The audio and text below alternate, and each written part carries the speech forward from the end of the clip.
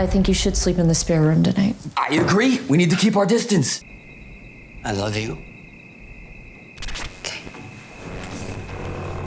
First, I wanted to start with being a first-time feature filmmaker, because when you're in that position, getting a movie off the ground isn't easy. But even once you do, being a leader on a set when it's your first time can be a very intimidating thing.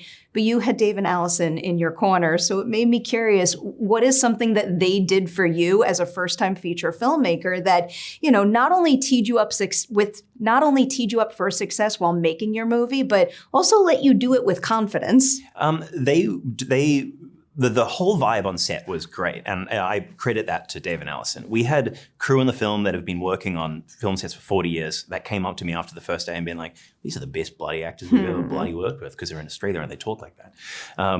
But they were just like professional. They were fun. Like, this was a low budget film. We only had 21 days to shoot the thing. And so, you know, there were days where we were running, like trying to just like get the final shot of the day, and you'd look over and Dave's carrying a light and Alison's kind of moving, you know, like the negative. It's just like, yeah, they were just, it kind of felt like a big student film in a way. Like there was just, everybody was just excited and passionate and just kind of helping out any way they could. I want you to have all the resources you want, but that particular vibe is one of my absolute favorites on set. Yeah, it's great. Like, I mean, it would have been amazing to have $100 million, but I feel like then there's probably people breathing down your neck a lot more. And we were just kind of like left alone to sort of do our thing, and it was really, really sweet. The more important thing is that the movie looks like it cost $100 million. Thank you, yeah. Leading into the story now, this is one of my absolute favorite questions to ask when I become totally obsessed with the story concept. What was idea number one, the thing that started this all? But then also I want to know if you had a break story moment, something you came up with along the way that made it feel whole to you. Oh, so yeah, so many of kind of both of those things. The first scene I wrote in the film, if for anybody that's seen it, was the hallway sequence. Because once I had the idea of like,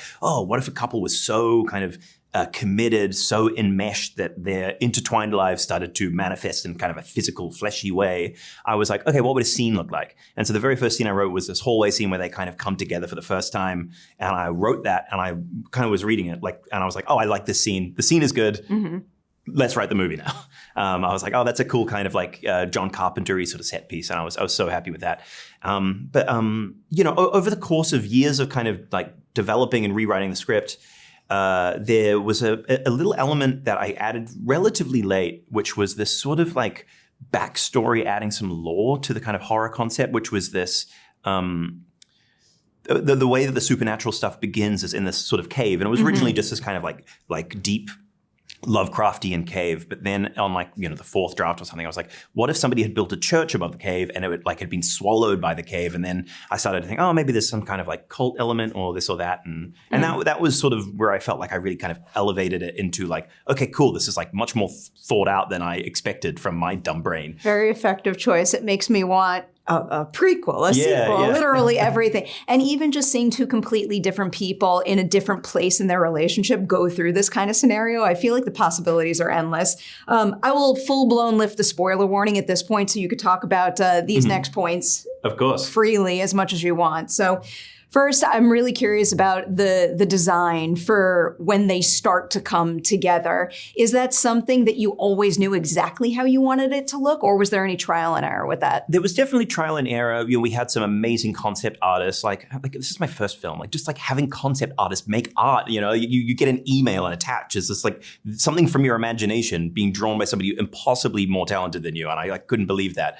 But my kind of direction to the department heads on how I wanted the body horror to work was in contrast to the sort of heyday of body horror, like the 80s stuff. Like, I didn't want this to feel like sort of a kitschy throwback. And in the 80s, I feel like a lot of the body horror was kind of glossy and slimy, and I wanted this to feel kind of dry and painful. That was those were the words that I gave to the department heads on it. So, you know, we have some amazing practical and digital effects in this, but I never wanted to, like, you know, we'd have the puppets, but we wouldn't be coating them in slime. And just like, I want to feel, I wrote in the script that when their hands come together for the first time, I wanted it to feel like I have a really distinct memory from an uncle of mine shaking my hand as a kid, going way too hard and all these bones kind of like collapsing, sort of like you were crushing an umbrella that had closed. And I was like, that's what I want it to feel like. Next time someone shakes my hand, I'm going to think about this. You brought up the fact that you've got visual effects and practical effects here. Can you maybe give us an example of a specific scene where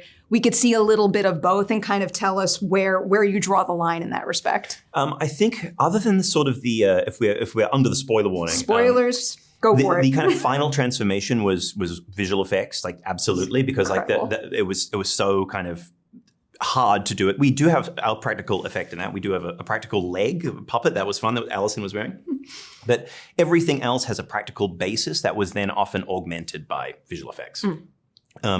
There is, if we're under full spoiler warning, there is a shot of a penis in the film that was literally a dildo on some bicycle shorts. And in visual effects that I did myself, I had to take out the bicycle shorts element of that and replace it with skin so it looked real. And so I was like at home, frame by frame, rotoscoping out pubic hair and testicles and being like, see, Mom, I made it. I'm a big time Hollywood director. Look at me go.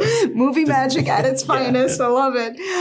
This is more of a what if question, but again, I'm obsessed with this concept, so I'm thinking about every little corner of it. How do you think the story progression would have changed if Millie never drank the water? I think, yeah, I don't know. Like one of the things when breaking the script, like, was thinking, what's the third act? Because I knew it needed to be like a slow progression of an infection, more so than like if they started to fuse at the end of Act 1, then that movie's too silly. Like that's like probably a comedy. But having this kind of slow build, what's the third act? And I was like, oh, it would be so tempting to make him sort of villainous, to turn Tim into like a monster that has to almost like consume her, like his thirst for her becomes so vociferous.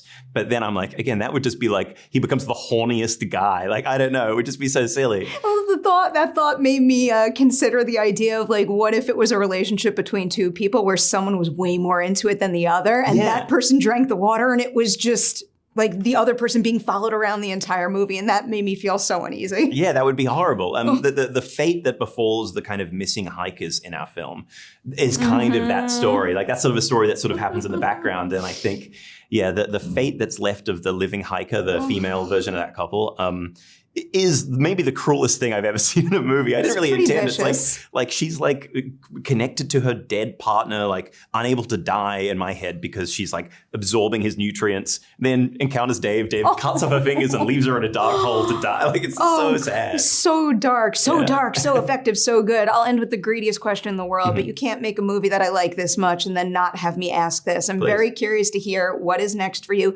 especially because when I started doing some research on you, I found a brief description of Hotel, which like not only sounds really exciting and hugely ambitious, but like an acting gold mine for a potential lead. Well, thank you. I mean, I should be so lucky. I mean, I feel like the luckiest kid in the world because I got to make a movie. So to make a second movie would be a dream come true. And hopefully it would be this other script that I've written that people have kind of read around the town. But I'm not sure what's next. It's my goal to kind of keep writing and keep directing, but we'll see what happens. Rooting for you. Whether Thank it's you that, so much. something else, bring it on.